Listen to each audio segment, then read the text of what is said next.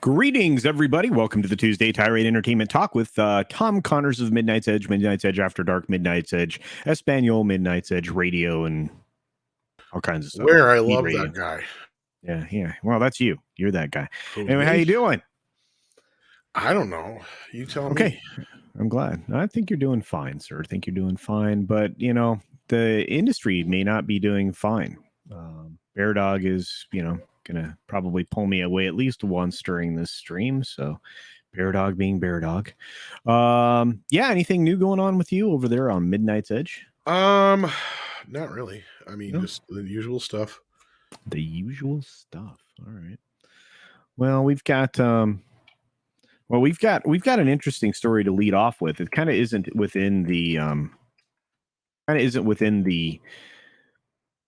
wheelhouse of what this was supposed to be about today, but let's take a look at it.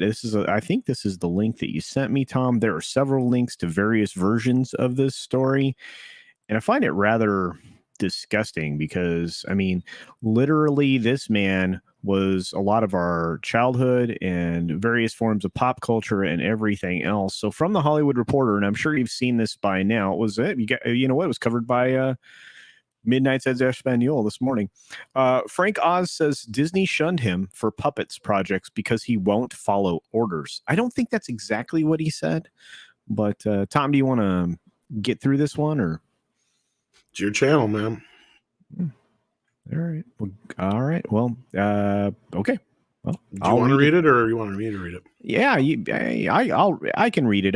I want your comments because, again, I mean, for me, Frank Oz was not just voices. I mean, he's been an incredible writer. He was essentially Jim Henson's partner, even though he was brought in and employed by Jim Henson originally. The man's a legend, and Disney doesn't want him. He was the right hand of Ralph for many years before he got his own character. Yeah. So talented. But Frank Oz says Disney shunned him for Muppets projects because he won't follow orders. The actor-director said he does not watch current Muppets or Sesame Street's projects, and he doesn't pull punches as to why. The soul is not there, or the soul's not there. Frank Oz, the iconic puppeteer and director, is persona non grata with Disney. He revealed in a recent interview with The Guardian. Known for his work on Muppets projects alongside the late legendary Jim Henson, as well as for helming such classic films as Little Shop of Horrors and What About Bob? Both great films, I would say. What about you? I mean, he's Frank Oz. Yeah, but those two films were incredible. Little Shop of Horrors was great. Well, and they forgot Bowfinger. They did Bowfinger, that's true. And What About Bob was great. Bill Murray, are you kidding? Anyway, Oz said in an interview published Monday that he would love to work on another Muppets project, but Disney, which purchased the IP all the way back in 2004, won't work with him. I'd love to do the Muppets again, but Disney doesn't want me, and Sesame Street hasn't asked me for 10 years. He said, they don't want me because I won't follow orders, and I won't do the kind of Muppets that they believe in. Oz voiced Fozzie Bear, Miss Piggy, Sam Eagle, Animal, and Marvin Suggs for several Muppets film and TV projects. On Sesame Street, he voiced Bert, Grover, and Cookie Monster. Oz said he does not watch current Muppets or Sesame Street projects, as I said in the subtitle here, and he doesn't pull punches as to why the soul's not there. He said, "The soul is what make things grow and be funny, but I miss them and I love them." Oz is steadfast when he talks about how, in his opinion, the Disney acquisition forever changed the Muppets. There's no denying that. There's an inability for corporate America to understand the value of something they bought. They never understood. With us, it's not just about the puppets. It's about the performers who love each other and have worked together for many years, he said. Oz did work with Disney when he returned to voice Yoda in Star Wars The Force Awakens, Star Wars The Last Jedi, and Star Wars The Rise of Skywalker. A Disney rep could not be immediately reached for comment. Well, of course not. You're not going to respond to this. This is a legend telling you that you super suck. So, what do you think, Tom? I'm not surprised. I mean, I knew kind of some of this before, and holy cow, did Toxic Man Flu just send you a heck of a super chat? Wow. Oh, wow. Well, thank you, Toxic Man Flu. Appreciate that. And everybody that's here, we didn't get a chance to say hi to everyone. But Toxic Man Flu for a giant super check. Very, very generous. Thank you very much. In fact, I think I have a button for that. I do. There it is. Permit. For Culture. Under the big top is code for his hair weave. It's hashtag it's a weave. Hashtag toxic bromance. It's not a weave. Is that a weave? It's the best weave I've ever seen. Yeah, it is. Yeah. And for the thank you, Kermit. And for those of you out there who actually touched my hair in Vegas, you know it's not a weave. I've heard if you touch Culture's hair, you're touched by Culture's hair. Okay. Well, that's interesting. It's and that's life-changing, I've heard. Yeah, I've heard that too. Oh my goodness. But this is one of those things. I think this is a travesty. I think it's terrible. He's he's a good man. You know what? I got to leave that up there. Even though it's a lie, I have to leave that up there longer because that's $50. And $50 is $50 as Ryan Cannell might say. But he's the voice of all of these characters. I mean, literally stuff. He's basically the other half of the Muppets. Let's be real. Yeah. It was like Jim Henson and him, and they had a couple other guys, Dave Goelz and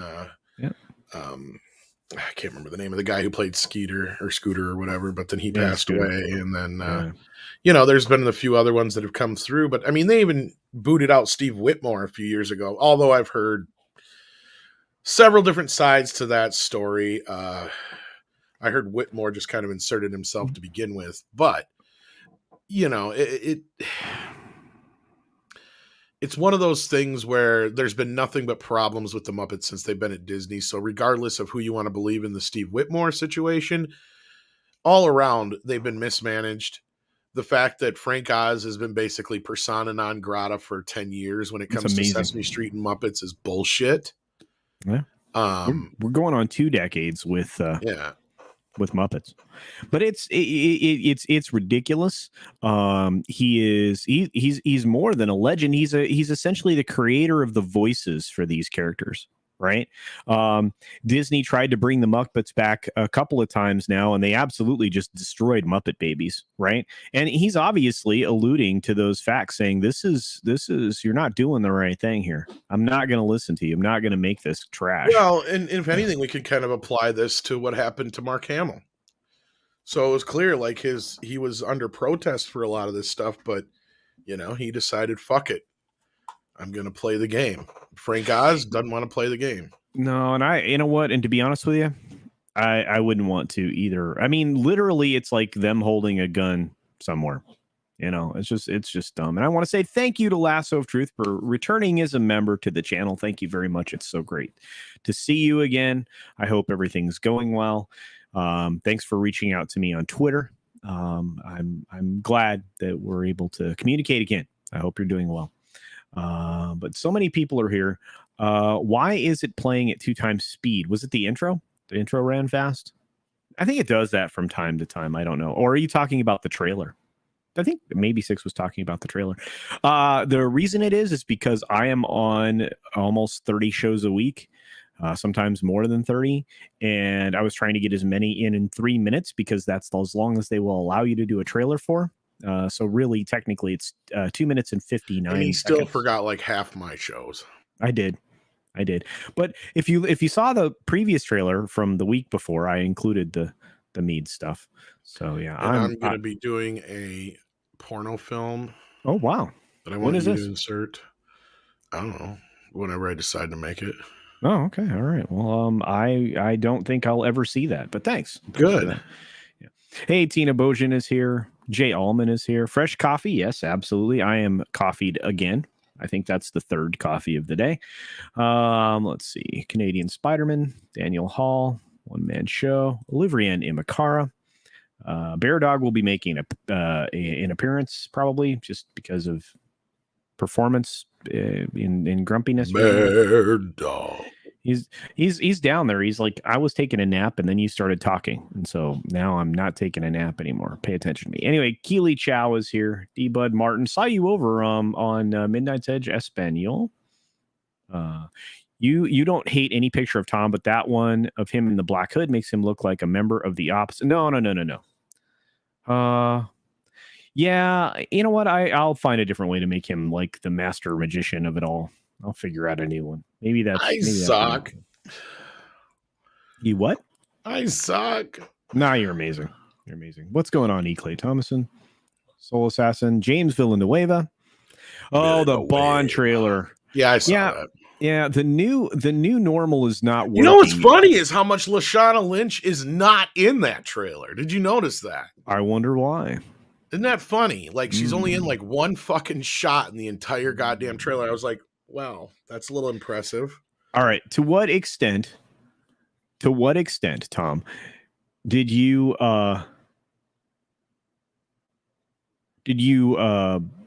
think that they changed the trailer and the film during the course of all this downtime? Lord, I have no idea. Here's the thing is, from the beginning, I've been hearing like, okay, I had a source who worked with a company that worked close with HBO and MGM. That's all I'm going to say. Okay.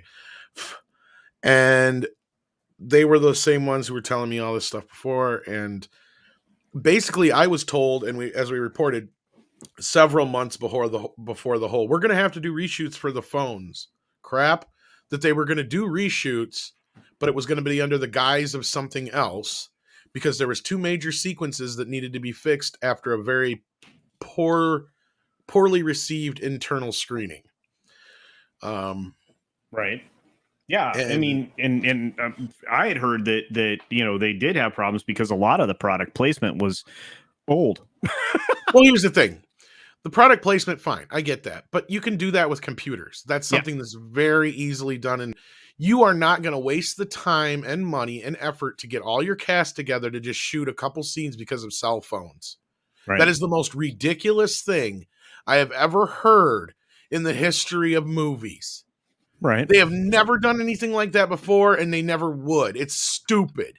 It is so easy to just change, you know, something via computer, because you can do it a lot of that kind of crap on your own home phone nowadays with certain technology. So you can't tell me that it wouldn't be more cost effective to do it that way. Right. And it can't be that much shit, you know? Well, and here's the thing. I mean, it came out in the news for those reasons, for exactly the thing that we just talked about, for the fact that not just, you know, the product placement, the phones, the watches, all this other stuff. And you're right. You can replace all of that with somebody else's wrist for a wristwatch. Insert shots, yes. Yeah, inserts. Yeah, just drop them in, and even, you know, and then you mask them off. You know, and you do it frame by frame, so it's clean. You know, and there is no reason. Well, in some cases, you don't even need to go that far, right? That's like true. the guys who do our T-shirts. You've seen the little trailers they put together. Yeah, that's all done in a computer. Yep. That's not the person wearing the shirt. No, that's where I've said many times over. I've said like that Amber Turd shirt looks so much better than their rendition they sent me, because it's so much bigger on the shirt than what it looks like in that picture. Right. And so that's so easy to do. Mm-hmm. Why would you waste millions upon millions of dollars bringing in all the actors and all this other shit, especially during a pandemic? And again, I mean, for how many weeks it took to do some of these reshoots? I have I no mean, idea. reportedly. Well, So yeah, and I look at don't how know, they man. did Justice League. They did that all separately. Yeah. They brought everybody in front of green screen and shit. Like all that end stuff, all that's none of them are in the same scene together from what I've heard. No, that's layering composites. That's all they did. They layered the composite shots on each other and added shading. So none of that makes sense, but it makes complete sense going off of what I was told, and that was they have two major sequences they have to reshoot, and they're going to use the guise of something else because it was the bad word of mouth test screening, whatever, internally. And then the other problem is that it had something to do with a pandemic. Well, and now or a virus or something like that. And now I even question, the scene that leaked in the script elements that leaked that showed Bond as a bad dad. I think they probably pulled that out because that was so negatively received. And that little girl's world premiere as a film actress is now not going to be there. Well, see, here's the other thing is I've heard, the original test screening, he didn't die. Right. From what I was kind of alluded to. Now I'm starting to wonder from some of the shit I've heard. Well, if he dies, they're killing the franchise. Because they're boasting it as the final adventure or whatever, however they put it, the conclusion or whatever. I doubt it. The Broccoli family. Well, it's the conclusion of this Bond anyway. Yeah, well, goodbye, good riddance. Diego Flores for 10 Peruvian souls. Thank you, Diego. You didn't have to do that. Says, consider how long ago he hasn't worked for them. 14 years ago with Disney, 10 years with Warner. They have Sesame. I think the timing is related to Boberto and his cleaning house. Yeah. Now, here's the thing that doesn't make sense to me. I could understand if they told him, like, look, you just can't do Miss Piggy anymore. You can't get your voice high enough, certain things like that. I can understand. Even Mel Blanc couldn't do like Yosemite Sam at the last few years of his life. Right. And Who Framed Roger Rabbit? That's not him doing Yosemite Sam. No.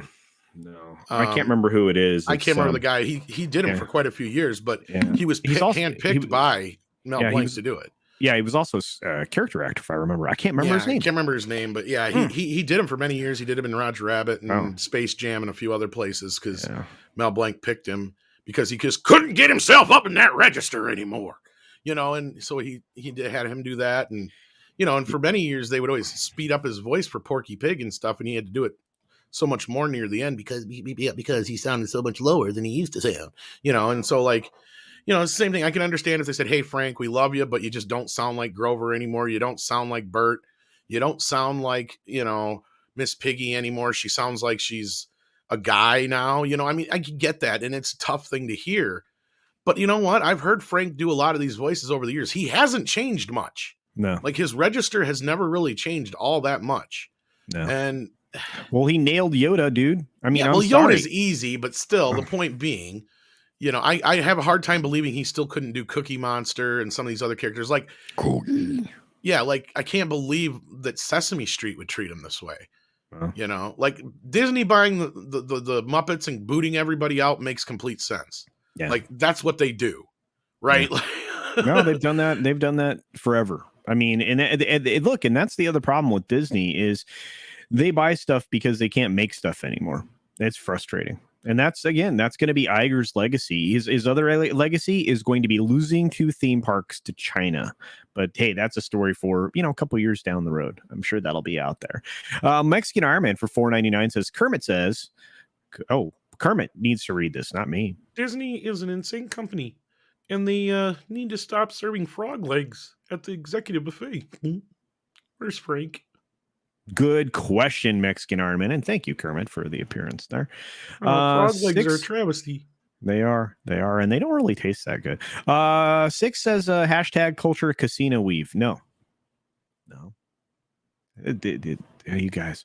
Toxic Man Flu for $5. Cookie Monster is the greatest fictional character of all time, in my opinion. Shameful. C is for cookie. That's good enough for me.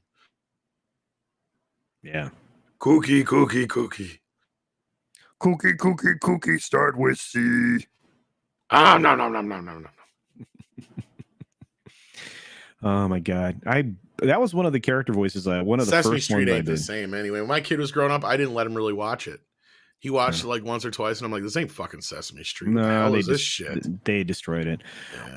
Let's roast a Doomacorn and War Eagle for Mexican Iron Man. Well, there you go. All right. Yeah. CC is not a weave guy. Weevil guy. Oh my god, you people. Call him Bo Weevil. Ooh, Dreamweaver. I'm surprised that didn't make it out there. Anyway, hey, Carrie's is here. Look at all the people popping in the chat. Good to see you all. Dexy Doodle's here. Memes is here. That almost looked like my cat. Bro, Disney's here. Yeah, we've got. I'm happy with. This is amazing, guys. Thanks for being here. There's 36 of you in the chat. Thanks for choosing me over all your other entertainment options. I'm sure you're here for Tom, not for me necessarily. Okay. But no, but I'd love to hear Frank elaborate on what he means by "I wouldn't follow the rules." Is he talking about all this woke crap? Yes. I think so. I haven't. Yeah, and I haven't gone back and read the actual original article, which, by the way, guys, is a good plan. I mean, I'll get there, but it's in the Guardian, and because when it gets reported by other trades, they take the story and twist it however they want because they need to fit it within whatever narrative they're trying to design. But I just, it is what it is. I mean, it's like the Financial Times story about OnlyFans the other. What a week ago? Gosh, time is just zooming by. A week ago, and that's the story in which the founder of the UK-based company OnlyFans pointed the finger at the bank, specifically at JP Morgan and these other companies that wish to rule the world with the people that are running the forum, which are basically the board of directors for over 300 Fortune 500 companies right now.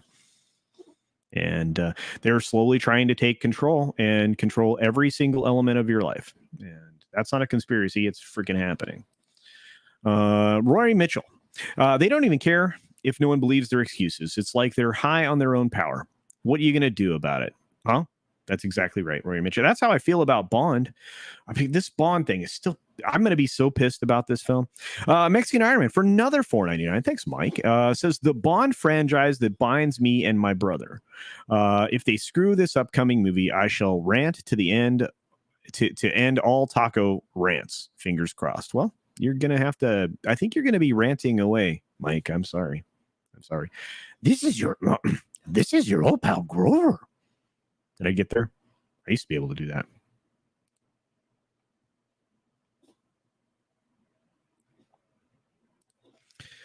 Yep. Sesame Street needs urban renewal. No, they just need to return to their roots. So we agree that this piece came out due to attacks on Baberto. Yeah, I think you're probably right. They're trying everything they can right now. They are not big in Chapek's direction, and here's the thing. He's firmly in the side that wants to be running things, everybody that's trying to run the world right now, but he's also a businessman and he's got to preserve his stock value. That's what all these executives retire on. So there you are. Brightest Days rolled in here. I recall Jeff Bergman did Ronald Reagan's voice in one of the Call of Duty games. Really? To check that out. What's up, Omar Santiago? Coppertail Beer. No. I will look that up. I like the song Copperhead Road. Yeah, me too. We need to do a Culture Tuesday where we just do karaoke. Oh, I know. We should. That'd be a lot of fun. We could do it here, live. Karaoke. I'll have to figure out how you do it so well, though. You do such a great job with the karaoke shows. You and Paulie, I'm like, okay. You just share them. You know how to do it. Yeah, but I like hanging out with... I like it when we did. I don't know what you mean. Well, we did the singing part. Well, we did rapid fire karaoke. I've never done karaoke that fast before, man. That was we didn't really get any requests, and it was just like bam, bam, bam, bam. We're just like coming up with good songs, and it was fun. Of course, then the one when I finally did get a request is when we got shut down. Yeah, of course. But as Toxic Man Flu says here, it's a weave. Monetize your trolls, Culture. All right. Well, thank you. Toxic Man Flu, you're one of my trolls. But I love you anyway. I love you guys all.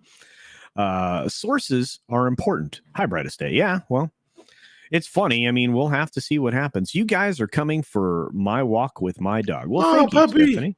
Hey, puppy. I have one right here. He's whining. You probably hear him every once in a while. Mine's Trying to being get my good girl. Yeah. OJ Martinez. Cheers, everyone. What's up, Tom Culture? And what's up, chat? Good to see you, OJ Martinez. Thanks for coming. I've had one weird day.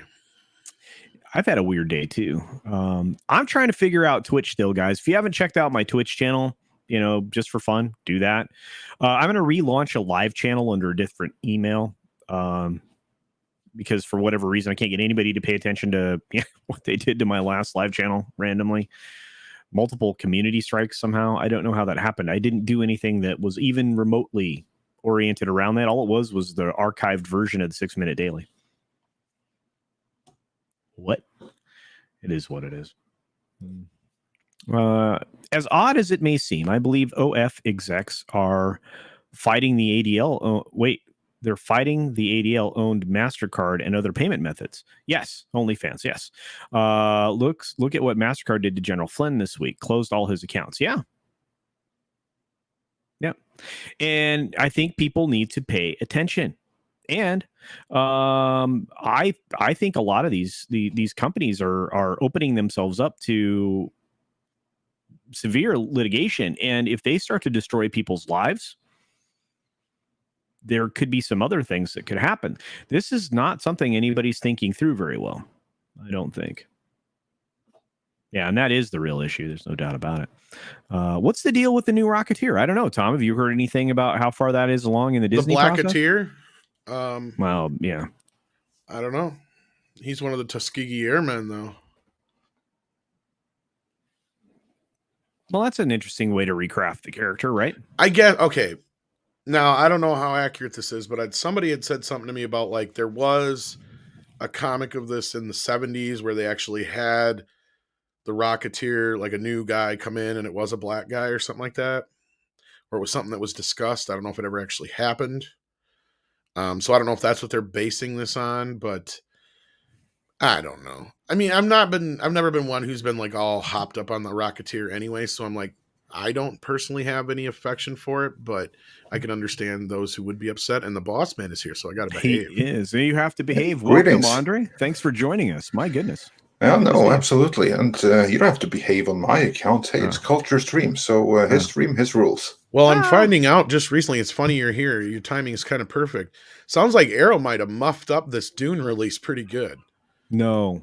I got the 2K version instead of the 4K. And then somebody canceled. Jeremy just said to me on Twitter that two of his friends got copies with just the bonus discs instead of the 4K discs in them.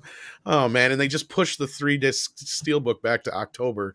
And when I went to reorder the 4K, it's pushed back like another 2 weeks. So they must have muffed something up pretty good. Yeah, it does sound like it. Of course, in my point of view, the biggest muff up with this whole thing is that it's the theatrical version in 4K.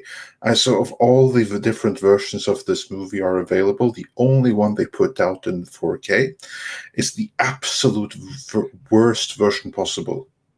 I think the reason for that is... I mean, I'm a huge fan of Dune. I'm not even gonna get this movie.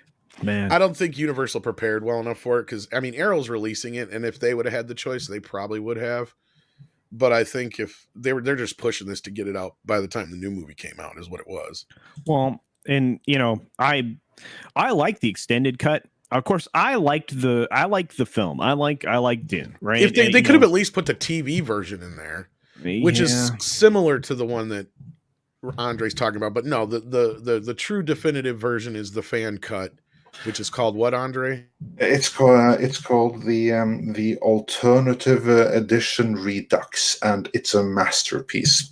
And what is so tragic is it's a fan edit, but there actually is precedent for a studio recognizing that the fan edit actually is better than the official product. And then they released the fan edit officially. This was done with Raising Cane. The director's cut of Raising Cane is in reality a fan edit that the director got a hold of, and he was such a big fan of it that he decided that we have to release this. So they got a hold of the fan editor who had made that cut, got him to sign some papers and stuff, and then they had the studio redo that cut exactly as he did it, but only with like the native element, and then made the definitive director's cut. In reality, a fan edit. And the same thing has been done with Dune. Like, a fan has already shown the way how to do it, but it's only been done in standard definition. But they have all the elements, so if they wanted to recut it and read it in 4K, they could have. I mean, it's such an easy mission. But, well, at least now between the releases we have, because I think it was Germany did a release, 4 or 5 years ago that had something like that. Had an extended cut on it. So now you can get it's a TV edit. You can probably get most of the scenes now in at least high definition. So you could probably redo a lot of them. So the only things you'd be stuck with would be whatever's left over in standard def, Yeah. So hopefully somebody will upgrade it someday. That'd be nice. I don't think Specialized. So, because if there ever was a time to do that, it was now. Now was the time. I understand. For an official. The only hope is that Spice Diver, who did this thing, is going to redo his own work in high definition. That's what I mean. That's like the only hope there is. That's what I mean. Now that you have the German Blu-ray, which released the TV cut, and you have the other version now, maybe there's enough you could get most of it redone, that you just be stuck with whatever elements are left over in standard. But you could, but again, I mean, going there should be a second film, and if there is, I mean, they could then push out some alternate versions that could be part of the plan as well. We don't know that, Yeah, but this is Arrow releasing this, not Universal anyway. So that's true. Yeah, but that's kind of a bummer. But anyway, Stone Cold Jeremy sends me a $3 super sticker, which is a Shiba Inu dog. Thank you for that, my friend. I appreciate it. Wow. Yeah. So James Bond, I'm worried about. Of course, I've been worried about James Bond for over a year, almost 2 years now. I think that's very generous of you, because that you're worried about it kind of implies that you still have some level of hope left. I think that's incredibly generous, all told. Well, if they recut the film so that it's a little more pleasing to the the long-term audience. Well, did you see the new trailer, Andre? No, I haven't. Well, funnily enough, the new trailer only has like one shot of Lashana Lynch in it. Mm-hmm. But it also does kind of promise to be the ending of at least this story. Yeah. Wow. So I was kind of surprised. We were talking about it just before you got in here, but yeah. Yeah, no, I've been busy all day, so I just now when I had the opportunity to hop on a computer, I just went straight into the stream without having seen the trailer. So otherwise, all we talked about was that Frank Oz story I sent you already. Yeah. And and look, I mean, wow, people are sending me chats. I'm way behind. Sorry, guys. Darius, because Andre's sexy. No, that's what it is. Yeah, it's not often you see another guy with great hair, But anyway, Darius Munchausen for $1.49 super sticker. Blood. That's what it is. Sends us a traditional box of popcorn. Thank you, Darius. And D. Bud Martin sends a super chat saying, I was upset that Andre left the Midnight's Edge stream yesterday without acknowledging that it was Mary Shelley's birthday. Oh, I didn't even know. Frankenstein. I had no idea, but I will make a note of it for next year, and then maybe we'll release the ultimate Frankenstein retrospective that day. That would be cool. Or actually get the first Frankenstein. And I would also challenge people to do a drinking game in conjunction with Midnight's Edge Frankenstein retrospective narrated by Andre, or by yours truly. And see how long you can go before you pass out. That should be fun. Well, every time that you say Frankenstein, yeah, of course. And I think that'll be a short existence for some. But yeah, I mean, what a great property, right? And it's been remade a zillion times since the was brilliantly penned. I mean, it's cool. Do you know how old the first Frankenstein adaptation is? Oh, because the famous one by Universal Studios with Boris Karloff is not the first. The first, no, that's the first most famous. But there's been 2 or 3 before that, and the very first one I think is from 1912 or 1913. It's on YouTube, I believe. and it's like a 15-minute long short, more or less. It's quite a tragic affair, but an interesting Edison gimmick one, nonetheless. I don't recall right now who did it. Because D-Bud's saying the Yeah. Edison one was in 1910. Yeah. 1910. Oh, yeah, it was 1910 then. Yeah, there we go. Holy that was it. Cow. Yeah. Not much of it's left, I don't think. But I need to go find this. You know what? That is on YouTube, I think. That is my job, is to find that on YouTube today and watch it. No, but we are getting the original Frankenstein and Dracula and Mummy and Wolfman in 4K this October, but not Bride of Frankenstein. What kind of travesty is that? Is Universal releasing the MonsterVerse? Just the first ones. Just the first ones this year. So I'm sure they'll do another wave next year. But because how can you release? Sorry, carry on. No, I was just saying, Bride of Frankenstein and Frankenstein go together like you can't not. Like they're all part of the same movie as far as I'm concerned. And also that is the first case of the sequel actually being better than the original. Agreed. In every way. Well, and that's the thing. To me, it's all part of the same story. They did such a great job, even without the wraparounds. In the second film, it's just like it picks up real well. And yes, I did say 4K, Darius, quite a few times. You'd be dead by now if you drink as many times as we've been talking about it in the last 10 minutes. Yeah, man, Cash Frankenstein. Yeah, Frankenstein is how you say it. Yeah, well, yeah, it's a little German there for you, but I believe it was Swiss actually, but yeah, Swiss really? German. So all right, okay. Well, I'll throw my Schleswig-Holstein pronunciation at it. So, but anyway, I want more of the classic films to get released in higher quality resolutions, because it's going to be all that we have. I mean, and that's the sad thing. I'm resigning myself to the fact that we're going to lose 2 decades worth of anything that we could refer to as entertainment that wasn't just, driven by something else. Right. It's disappointing. Rob Zondi's doing the Monsters. Yes, I saw that we covered that a couple weeks ago, I think. Yeah, that sounds very exciting to see what he's going to do with that. I was excited until I started seeing some of his casting. Okay. Yeah, he's casting all his fucking friends.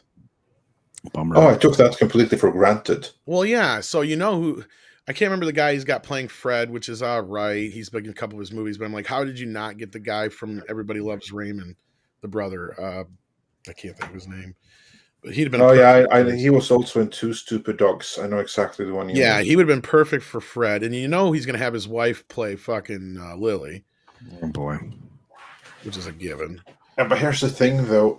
Since it's Rob Zombie, it's going to be a Rob Zombie take on it. So who would have been perfect under the normal set of circumstances? That's completely out of the window, because this is going to be Rob Zombie's redneck hillbilly trash monsters. Pretty much.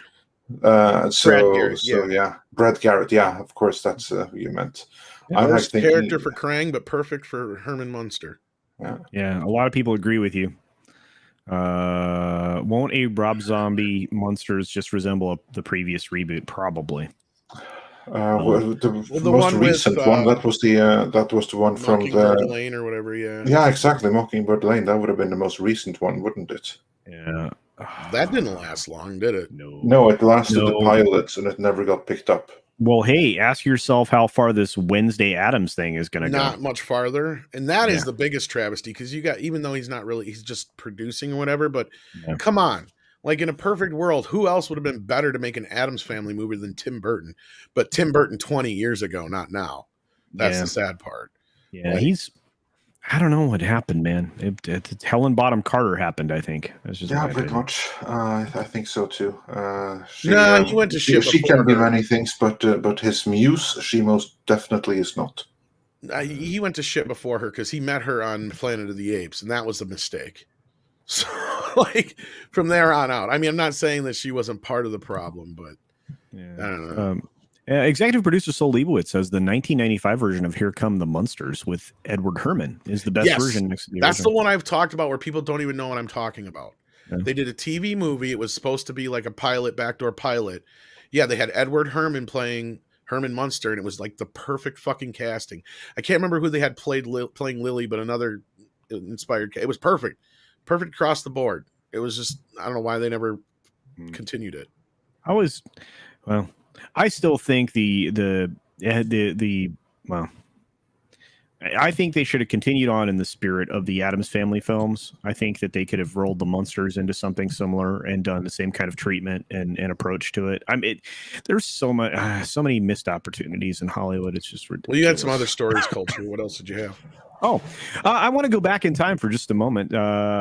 See if you guys remember this. This is from 2019, before the major effects of the global crisis hit us. U.S. box office was already down 28% this year, but not because of streaming. This comes to us from Money Watch in February 25th of 2019. So they were already seeing a decline in North American box office sales back then. And it just kind of feeds into the idea that I had that the new normal for Hollywood isn't going to work, because people aren't going to go and consume their entertainment. And the story now has changed to what they're doing here with this Screen Rant article that I kind of want to cover briefly. Well, wasn't 2018 also that big fucking year Disney had? Biggest year of ever. Well, of course, so it's going to be down. Like that's. Yeah. Of course, everyone went to see Disney and no one went to see anything else. Well, they control and still do 40% of all the box office. Although that number is going to change this year because they've had flop after flop, and they'll continue to have them that are going to underperform. And the biggest film for, I guess, Universal / Legendary is, original film is, which is also Chinese held, is going to be Fast 9. Really weird. Very strange year. Anyway, sorry about that. Post-pandemic box office and streaming change how we define movie success. So here we are just a few days ago, August 23rd.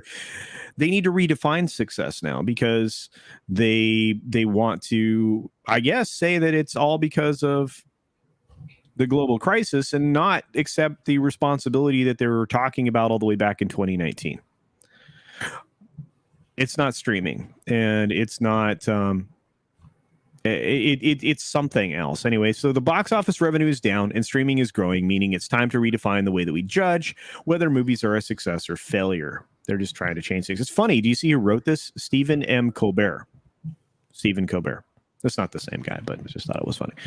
The shrunken post-pandemic box office and the rise of streaming changed the way movies make money, and thus our understanding of what makes a movie successful. The box office isn't bringing in the numbers it used to, and more movies are getting simultaneous streaming releases in addition to an increase in streaming-only content. So movies aren't generating revenue the same way they have historically. For decades, the biggest movies were only released theatrically, making the box office a focal point for reporting and discussing a movie's performance. Audiences would often root for or against the box office performance of content they liked or disliked, and box office figures would be propped up next to review scores as evidence of a movie's popularity or lack thereof. And weekly box office reports were consumed as definitive evidence of a movie's performance. More and more big movies were already coming out on streaming before the global crisis, including big awards winners. But that was accelerated thanks to the global crisis. Now that the year's biggest movies have a split or even exclusive theatrical release, and box office revenue is much lower than just a few years ago, due mostly to the factors that have nothing to do with movie quality, we need to reconsider the way we evaluate a movie's performance and thus redefine what it means for a movie to be a success. Now, I reject their premise entirely. I have a major question.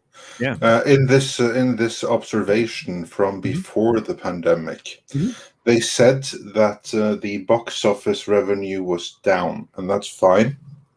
But was there any kind of demographic breakdown of who goes to the cinema now versus who went to the cinema 5 years before? Was there any kind of age bracket that went significantly less. Because I have a theory. I could be way off here, but what I'm thinking, and I don't have any details. I'm just guessing here.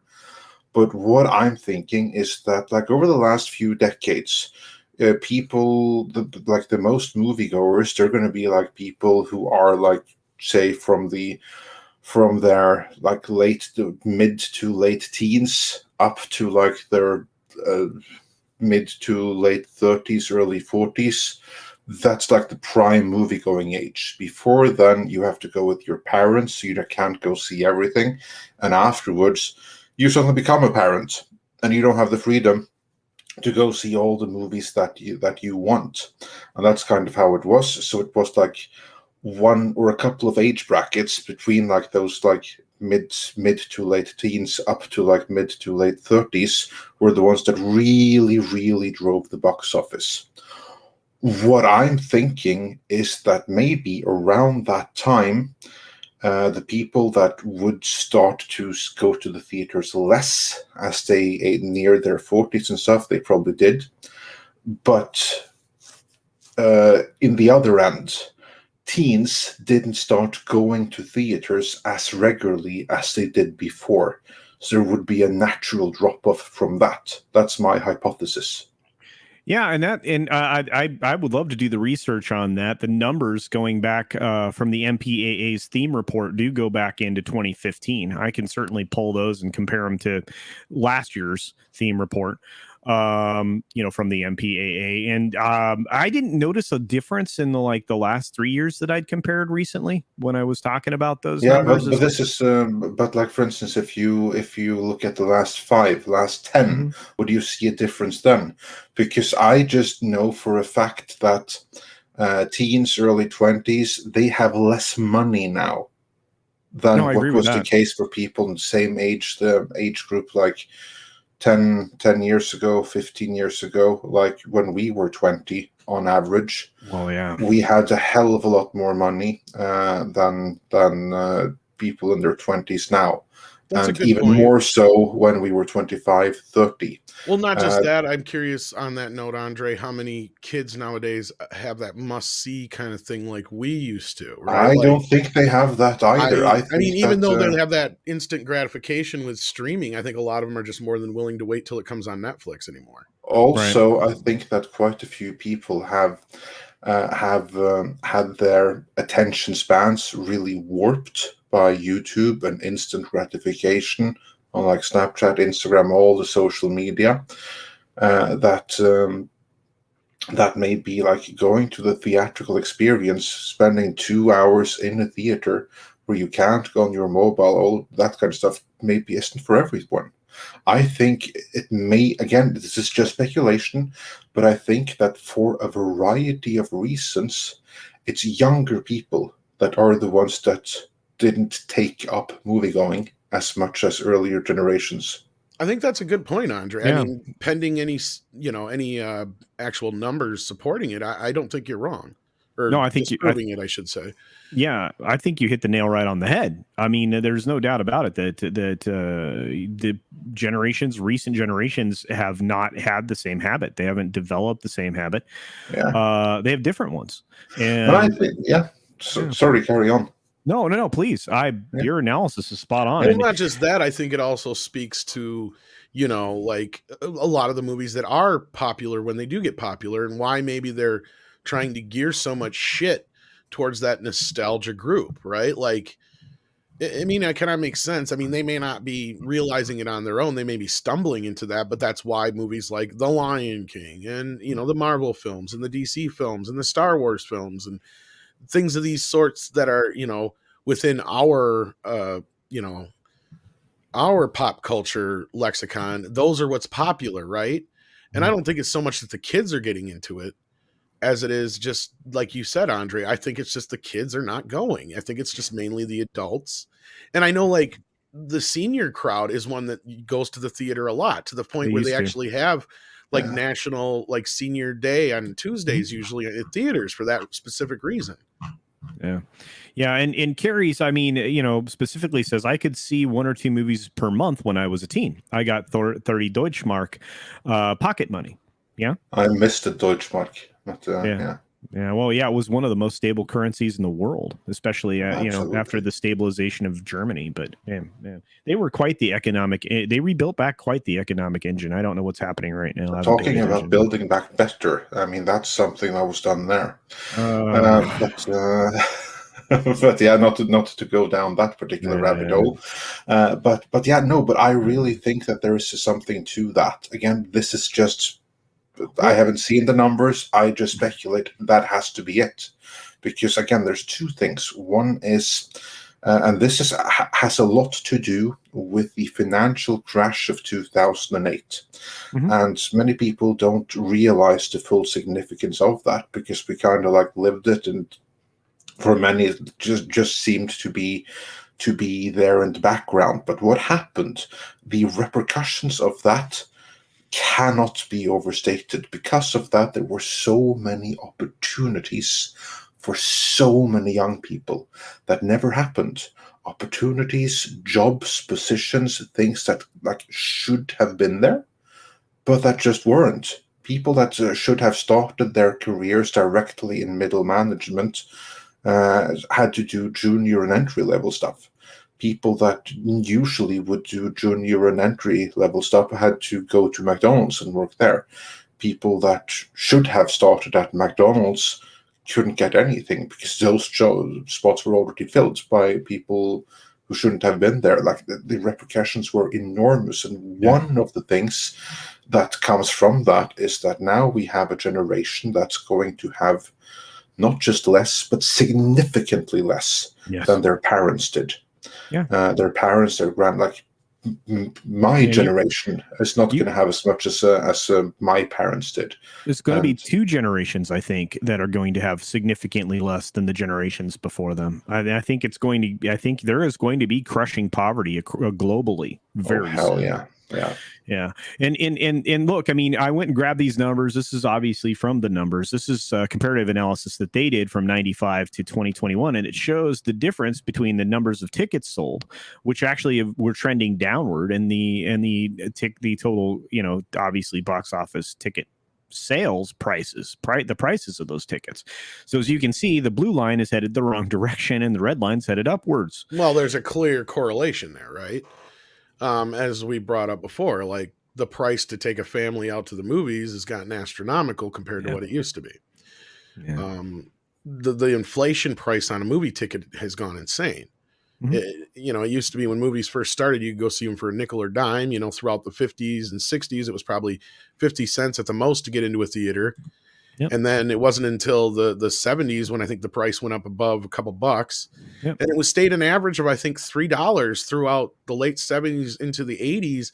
And it wasn't until that early 90s area there where he's showing on the graph there where they started kicking the price up I remember one year the price went up to like $3-4 in a matter of a year because I got pissed.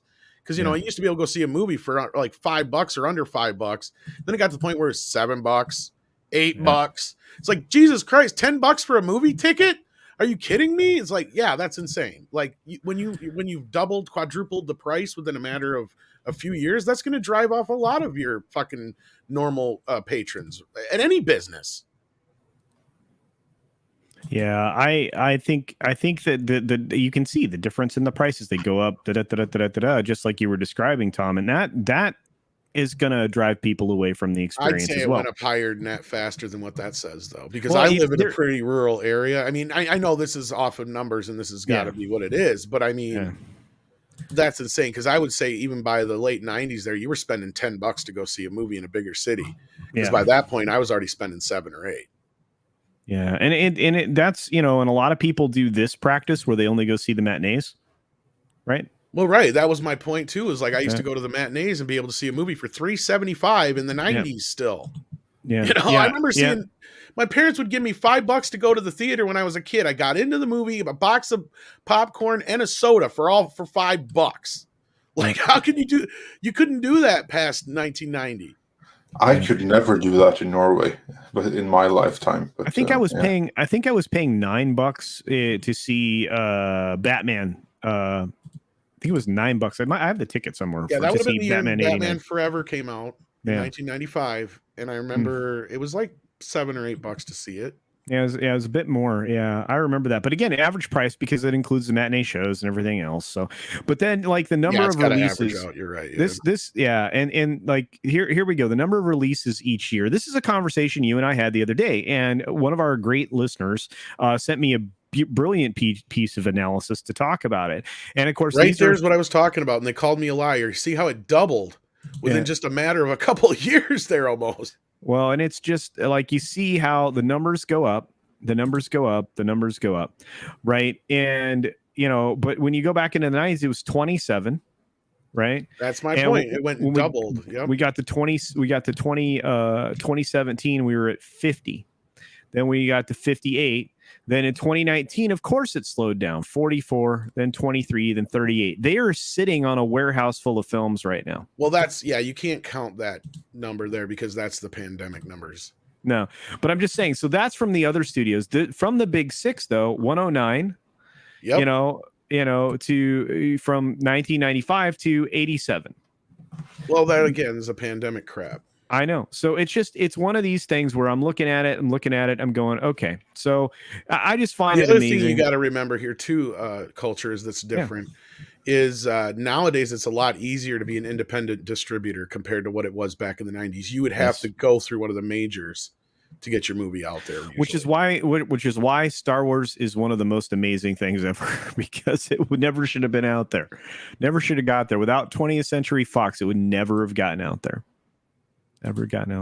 But that's another place where the studios have kind of shot themselves in the foot. They've killed that independent market to where they don't have those smaller movies to pick up and make them more money, right? Yeah. But anyhow. But I look at all these things, and I look at the last several giant films, right? Black Panther, $700 million. Avengers Endgame, $858 million. Bad Boys for Life, which was kind of the last blockbuster if you think about it. And Black Widow, 181. I swear Bad Boys made more than that.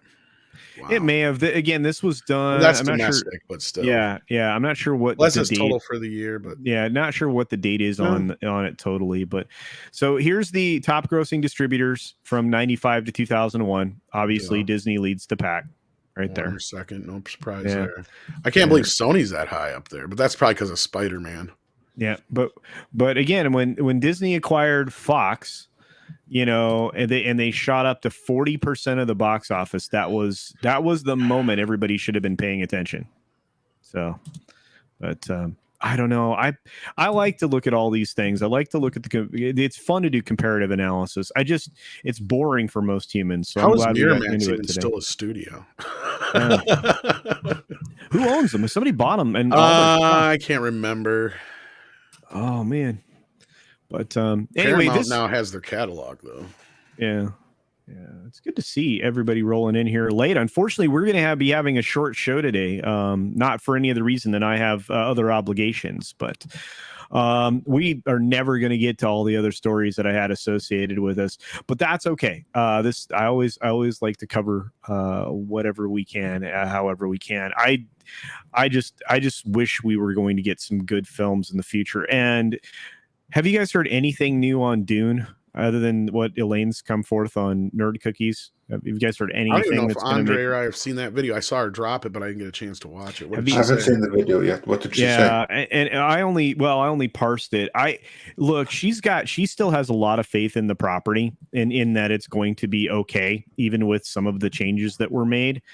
It was interesting to me because in a story that I covered today on the 6 Minute Daily, which unfortunately I don't have pulled up right now, Timothy Chalamet, is that how you say his name? Chalamet. Okay. He actually raced to finish reading the books so that he could have his meeting with Denis Villeneuve, so that he would be, so he would be prepared. Did I mispronounce it? I always it's never. I don't think it's a huge deal, but it's Villeneuve. Villeneuve. Okay. All right. Very good. Yeah.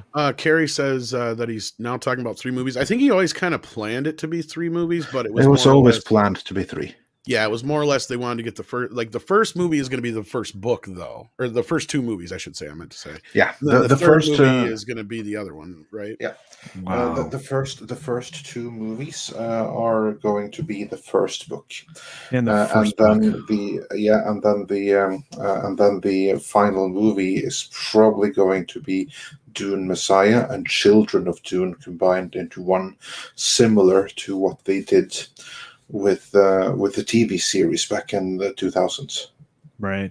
See, I want this to be good. Dune is one of those that I want to Did be you good. see the? I think it was a Japanese trailer that dropped No. last week. Oh, No. they showed a lot of new stuff in that. It looks Is there a pretty good. reason to think that it is not going to be? Like you said, I mean, anytime they make changes to the source material, it concerns me. Okay. How about if I tell you this then? Okay. That it was an absolute requirement from the production company that there had to be so many woke points and stuff like that in there. Just imagine if the filmmaker was told that we're going to have to be so and so diverse, so you're going to have to alter a few characters, and if you don't do it, we will do it for you. So have your pick, but we need our diversity points. And he found a way to do this, but he chose a character that isn't the most important character to the story. One character where the race of the character honestly doesn't matter all that much, and where it even can be used to accommodate the casting of the lead. So he was able to make some requirements that were forced upon him and make it as well as possible. If he hadn't done that, if he had resisted, they could have said, okay, we're going to mandate that it's not going to be Chalamet. We can't have a white savior, so we're going to race ban the Atreides, because I was the alternative. Okay. All right. Does that make you feel better? A little bit. I still hate the fact that artists are having to be dictated to. He wasn't, Villeneuve wasn't given the option of doing things exactly the way he wanted. Yeah, well, and that goes back to our original story. Maybe that's why they don't want to work with Frank Oz, because he's not willing to bend or break like that. Yeah, which I honestly don't. I honestly don't blame him. But guys, I really appreciate all the time, Andre. A great pleasure to have you here. I love it when you're able to join. It's amazing. Do you guys have anything you want to promote, since we've got to wrap up, unfortunately? Well, we had Midnight's Edge Espanol that was live a little bit earlier today, and they're back again on Thursday. So do check that out. We got Mead this afternoon too. Yeah, that too. So check out Mead and check out Midnight's Edge Espanol. You are not required to speak Spanish only, although. Oh.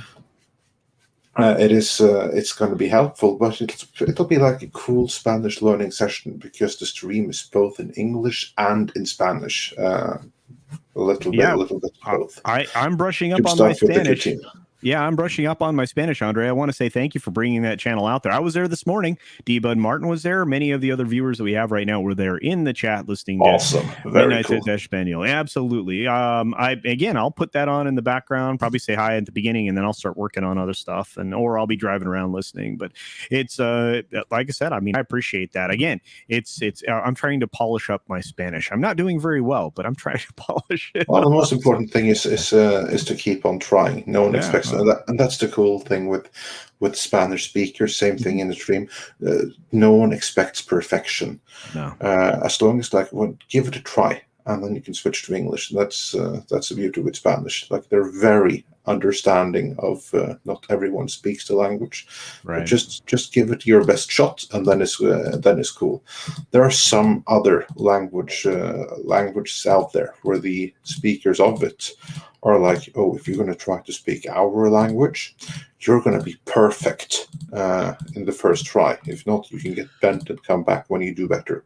You really need to get a noiseless mouse, Andre. You're hearing his mouse clicks. It's okay. Yeah, it's been driving me nuts for the last couple of days. Oh, it's fine. It's fine. Look, I had a great time. Tom, anything on the way out the door you want to? I just want to say there's a lot of rumors out there about me, but Billie Jean is not my lover. She's just a girl. Yeah, the kid is not my son. Okay, I just want to make sure everybody that's clear for everyone. Absolutely, I had a great time today. Again, great pleasure to have both of you here today. I look forward to an extended version of this next Tuesday before I head out of town and give you a bunch of pre-recorded material. But anyway, thanks so much, everybody. Thanks for being here. Thanks for all the super chats. Thanks for everything that you do as subscribers, members, and just general followers. I appreciate that. Do check out my Twitch channel. It's brand new. I'm nearly at 50. Followers already, which I'm surprised by because I am not good at that kind of technology, but I enjoy playing games, so we'll see. With that being said, be sure to take care of yourself, take care of others, wash your hands, of course, because it's good hygiene. And until next time, from all of us, bye.